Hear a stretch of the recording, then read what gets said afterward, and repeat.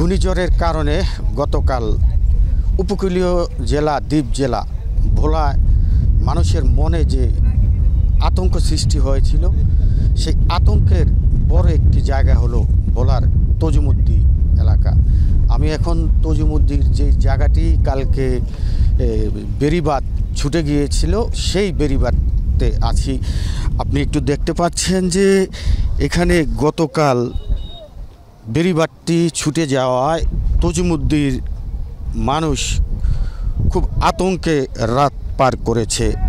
এলাকার লোকজনের সহযোগিতায় কিছুটা বাদ দিলেও এখন আপনি দেখতে পাচ্ছেন কিন্তু মানুষ এখানে জড়ো হয়েছে কারো ঘর বাড়ি রক্ষা করার জন্য।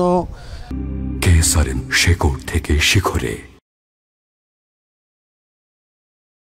কেউ বা দেখার জন্য এসেছে আসলে বাঁধটা কোন পর্যায়ে রয়েছে।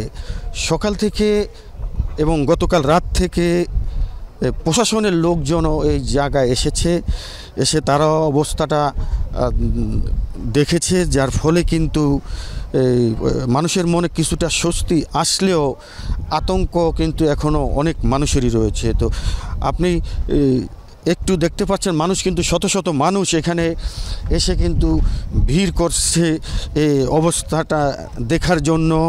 এই ভোলার যেই অন্যতম একটি জায়গা তজুমুদ্দিন, এই গতকাল ঘূর্ণিঝড়ের কারণে যে বাঁধটি ছুটে গিয়েছিল সেখানে দেখার জন্য কিন্তু হাজার হাজার উৎসুক জনতা এখানে এসেছে। এবং কালকে আমরা যেমনটাই দেখতে পেয়েছি যে এখানকার মানুষ প্রশাসনের জন্য অপেক্ষা করে নেই, নিজেরাই যে যেখান থেকে পেরেছে সেখান থেকে মাটি এনে বাদ দিয়েছে, এমনটাই কিন্তু কালকে আমরা দেখতে পেয়েছি। এই ভোলা উপকূলীয় জেলা দ্বীপ জেলা ভোলার প্রায় 22 লক্ষ মানুষ আতঙ্কের মধ্যে ছিল, কখন যেন কি হয়ে যায়। এভাবে ভোলা চরফ্যাশন সহ বিভিন্ন প্রায় 40টি গ্রাম পানিবন্দী হয়েছে। আমার সাথে এখানকার তজুমুদ্দির এই ঘাটের একজন স্থানীয় লোক আছে। আমি আপনার কাছে জানতে চাইব যে কালকে যখন বাঁধ ছুটে গিয়েছিল তখন আপনাদের কীরকম অবস্থা হয়েছিল বা এখন কীরকম অবস্থা আপনারা আছেন?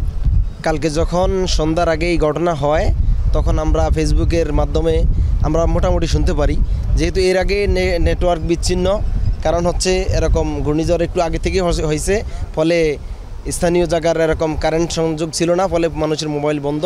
তারপর আমরা শোনার ফলে আমরা সবাই মোটামুটি এরকম এই জায়গাটা সচক্ষে দেখার জন্য আমরা এরকম চেষ্টা করছি এবং আমরা আইসা এই ঘটনা দেখছি। এবং যারাই বাড়ির ঘরে যারাই ছিল প্রত্যেকে আতঙ্কে ছিল, না জানি রাত্রে কী হয়ে যায়, এরকম একটা আতঙ্কের ভিতরে ছিল।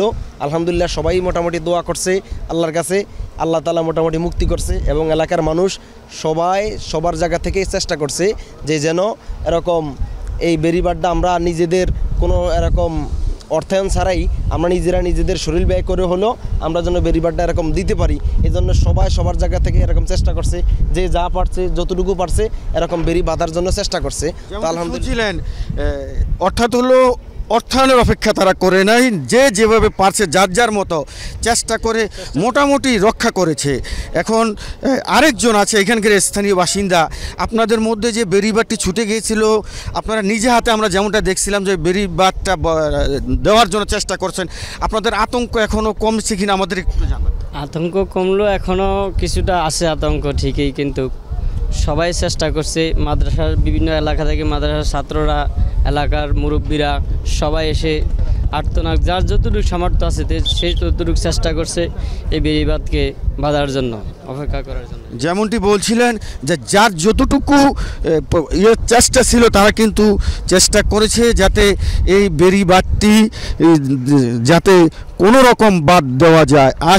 এখন যেমনটা দেখতে পাচ্ছেন যে প্রশাসনের পক্ষ থেকে, পানি উন্নয়ন বোর্ডের পক্ষ থেকে কিন্তু বেড়িবাঁধ দেওয়ার চেষ্টা করছে, কিন্তু এই রকম একটি ঘটনা ভোলাতে এই ঘটায় মানুষের মনে এখনও, বিশেষ করে তজুমুদ্দি এলাকার মানুষের মনে এখনও আতঙ্ক কাটেনি।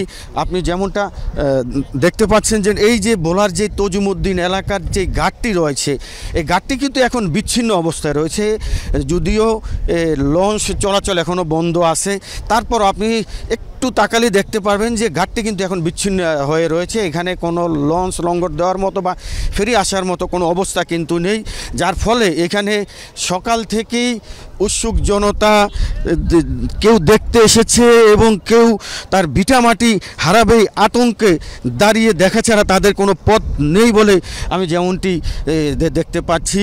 এখানে ভোলার জেলা প্রশাসক সহ অনেককেই দেখেছি, অনেকেই এসেছেন এই পরিবারটি যাতে কোনো রকম সচল করা যায় তার জন্য কিন্তু এখানে ভোলার জেলা প্রশাসকও ইতিমধ্যে চলে এসেছেন। আপনি যেমনটা দেখতে পাচ্ছেন আমার সামনেই ভোলার যে জেলা প্রশাসক আজাদ জাহান তিনি আছেন। আমি একটু আপনার কাছে জানতে চাইবো যে ভোলার এই তজিমুদ্দিনের যে বেড়িবাঁধটি কালকে ছুটে গিয়েছে, আমরা দেখলাম উৎসুক জনতা এসেও নিজ হাতে মাটি দিয়ে বাদ দিয়েছে, প্রশাসনের পক্ষ থেকে কীরকম পদক্ষেপ নেওয়া হয়েছে বলে আপনার কাছে একটু জানতে চাই। না, আপনাকে ধন্যবাদ।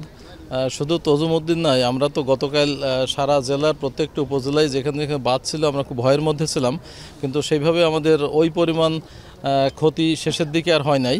কিন্তু যেটি দেখতে পাচ্ছেন আমাদের যেখানে যেখানে একটু ভাঙন বা ছিল পানি উন্নয়ন বোর্ড এবং জনগণের সহায়তায় আমরা সব মেরামত করে ফেলেছি। আল্লাহর রহমতে আমাদের এখন মোটামুটি আবহাওয়াটাও ভালো আছে, যার কারণে আমরা অনেকখানি নিরাপদ আছি।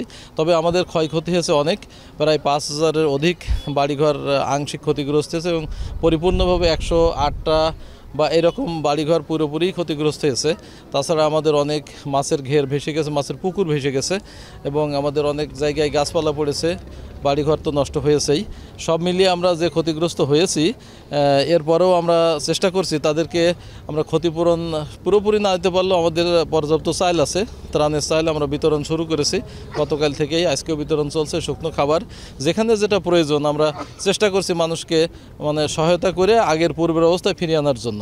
ধন্যবাদ। তো এখন বন্ধ রয়েছে, কবে নাগাদ চালু করা যাবে বলে আপনি মনে করেন? এটা আমরা চেষ্টা করতেছি। আপনি এখন নিজেই দেখছেন, হয়তো আপনি দেখাইছেন এখানে পানির যে প্রবল, এখন কিছুটা ভাটা শুরু হলেও জোয়ার স্বাভাবিক অবস্থায় জোয়ারেও এত পানি থাকে না, কিন্তু এখন তো আসলে সাগর উত্তাল থাকায় এই পানির চাপটা বেড়ে গেছে। এই পানির চাপটা নেমে গেলে আমরা যত দ্রুত সম্ভব পানি উন্নয়ন বোর্ডের সাথে কথা বলে, বিআইডব্লিউটি এর সাথে কথা বলে আমরা এটাকে সচল করার চেষ্টা করব। ধন্যবাদ। যেমনটি বলছিলেন যে অর্থাৎ এই অতি জোয়ারেও কিন্তু এত পানি এখানে থাকে না বলে জেলা প্রশাসক যেমনটি জানিয়েছেন, কিন্তু এখনকার সাগর যেহেতু উত্তাল তার কারণেই কিন্তু এখানকার যেই ঘাটটি রয়েছে ঘাটটি এখনও পানিতে অনেকটাই ডুবে রয়েছে। আপনি একটু লক্ষ্য করলে দেখতে পাবেন যে এখানকার যে চারপাশের অবস্থাটি এমনটি বিরাজ করছে যে কালকের এই যে ঘূর্ণিঝড়, এই ঘূর্ণিঝড়ের কারণেই এই তজিমুদ্দিন এই ঘাটের মানুষ একেবারে বিচ্ছিন্ন হয়ে গিয়েছিল, অনেক রকমের আতঙ্ক ছড়িয়ে পড়েছিল। তারপরে এলাকার স্থানীয় মানুষ সহ এবং প্রশাসনের সহযোগিতায় আজকে কিছুটা হলেও তজিমুদ্দিনের মানুষের মনে কিছুটা স্বস্তি ফিরে এসেছে। তারপরেও তারা আতঙ্কে রয়েছে অনেকেই, বিশেষ করে এই স্থানে যারা বসবাস করছেন তাদের মনে অনেক আতঙ্ক বিরাজ করেছে। প্রশাসনের প্রত্যাশা এইটা শীঘ্রই বিআইডব্লিউটি এর তত্ত্বাবধানে সমস্যার সমাধান হবে বলে আমাকে একটু আগে যেমনটা জেলা প্রশাসক আজাদ জাহান জানিয়েছেন। তো এই ছিল ভোলা তজিমুদ্দিন ঘাট থেকে আমার সর্বশেষ খবর।